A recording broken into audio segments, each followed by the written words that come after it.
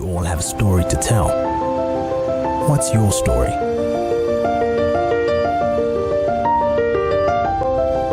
Well, good evening, everybody, and welcome to In Conversation with Heartlines.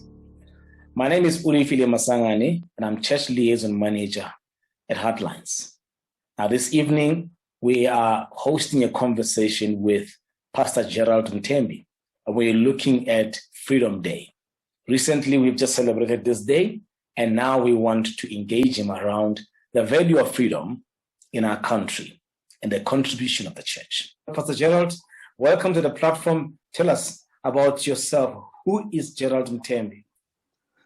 Yes, my name is Gerald Mthembi. I'm a 52-year-old born and bred in Middleland, Soweto. I am married with one wife. Thandi is her name, with 3 children. I always say to people that I've got 2 adult children and 1 child.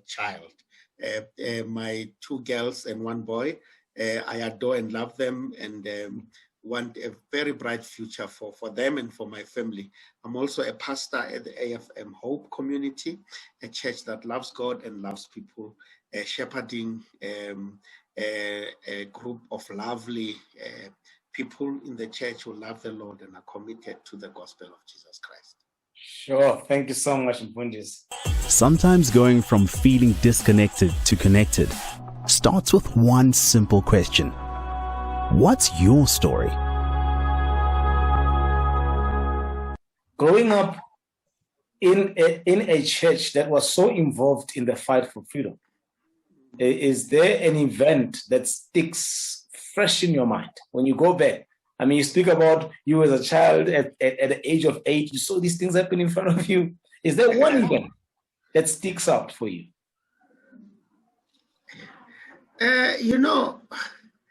Look, I hope I won't lose my pastoral credentials, man. I wouldn't say my church per se has been involved in the struggle. It's individuals in the church, which has been, and notably people like Dr. Frank Chikane. The white church was involved.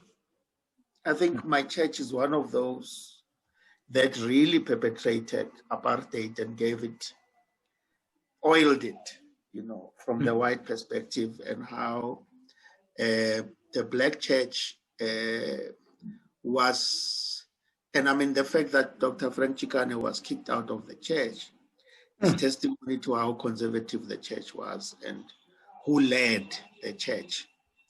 And whether black pastors at that time, whether they did rise until the young people arose.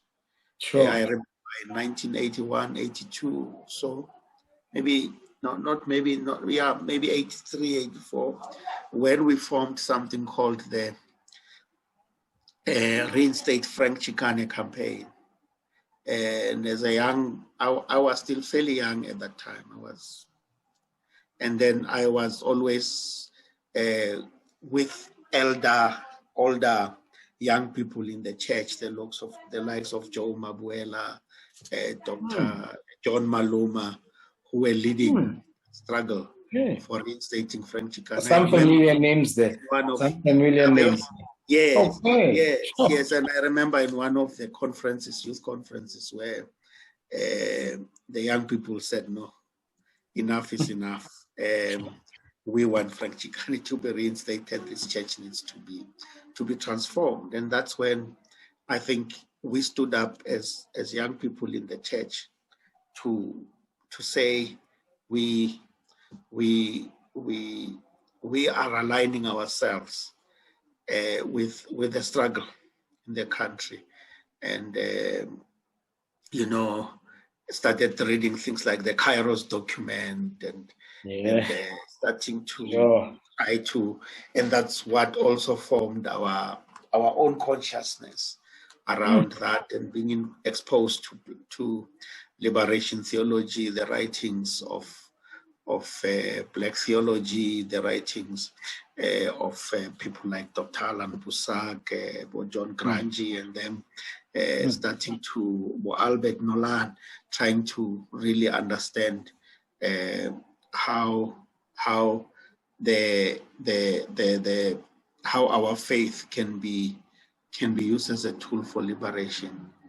So that event, I think, where we stood as a church and said enough is enough, is of course left an indelible mark in me. And later, of course, one event which I spoke to was when after a number of years of struggle, Dr. Frank Chikane was reinstated, and there was that big reconciliation service at the Centurion.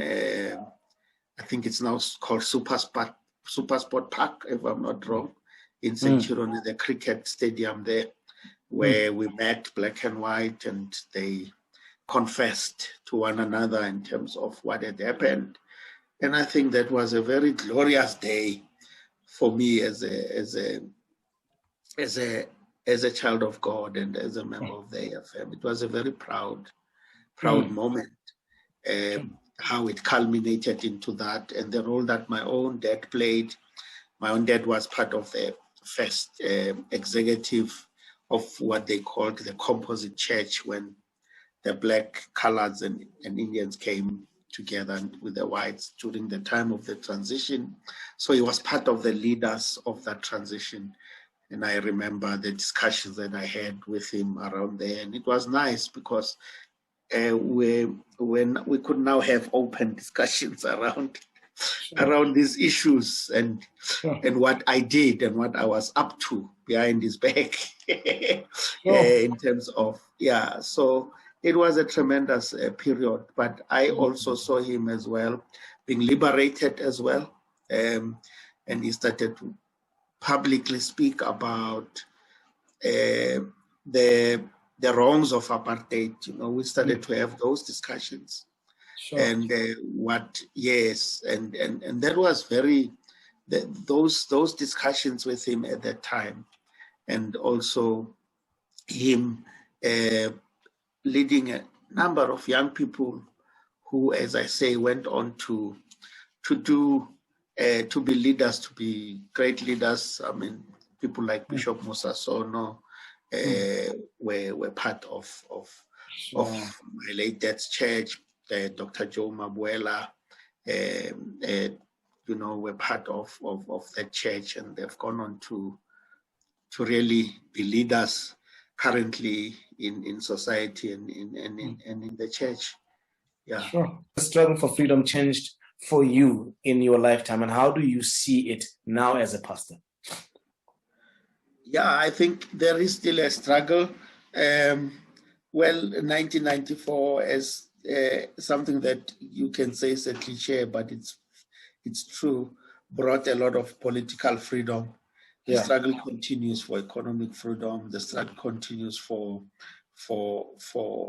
young people, black young people in particular, to continue to have opportunities. There are new struggles now that they are waging.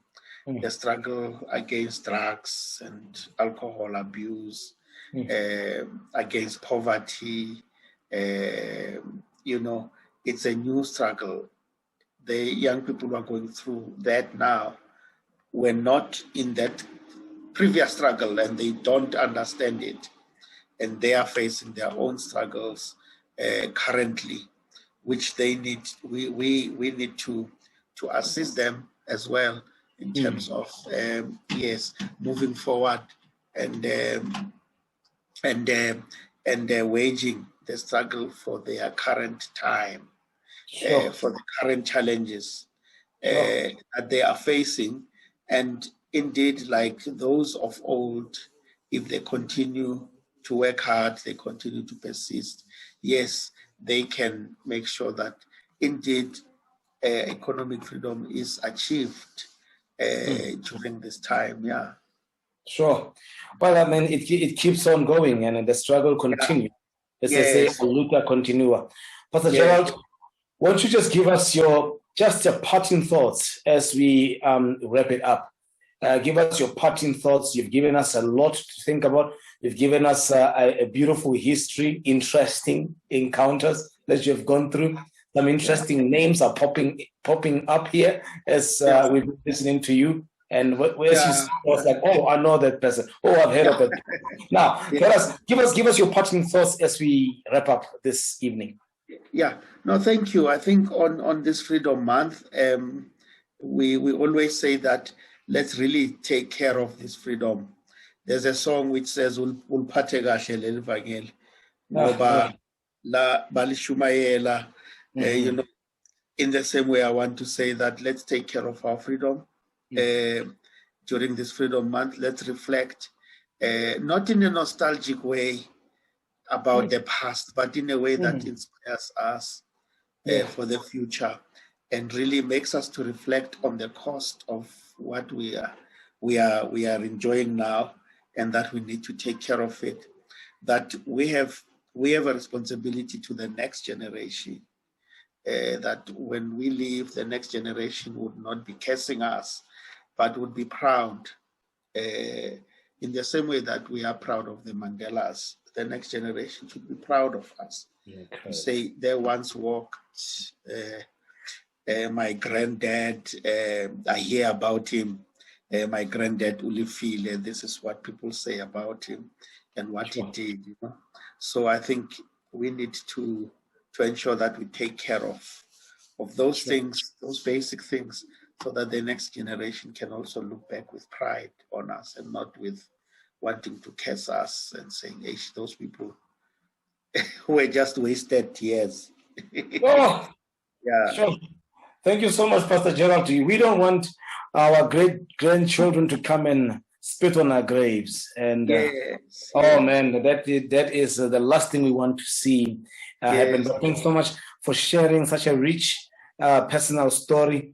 And I hope people who are watching this are inspired just as much as I am. So thanks, Pastor Gerald. I'd like to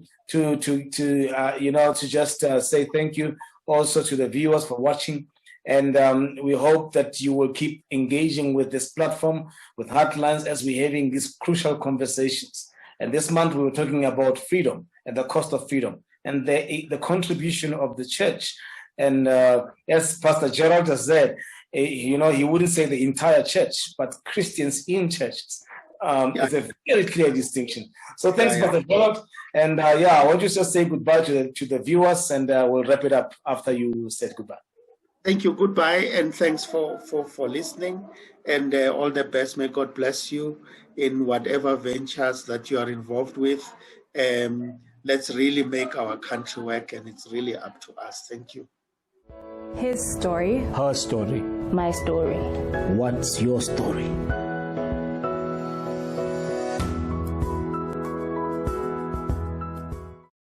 Wow, that was an incredible story from Pastor Gerald Mthembi. I mean, I just loved how he reflected on those key events, particularly where young people stood up and challenged the status quo in his own denomination. And also just his reflection on these wonderful words that we have been using over the years, multiracialism and non-racialism, clear distinction over there. And we've got to take a deeper reflection as the church around, words like that, and what are we really aiming for? So I'm grateful to have been in this conversation with him. I have grown this evening. Now, if you would like to use the power of story and unlock the power of story in understanding those who are coming from different generations or other racial groups, go to www.whatsyourstory.org.za to learn more. So the tools are there for you to use in your own context, and let's grow from here. Let us continue to engage each other and not live in our own corners. Thank you so much for watching this evening. Good night.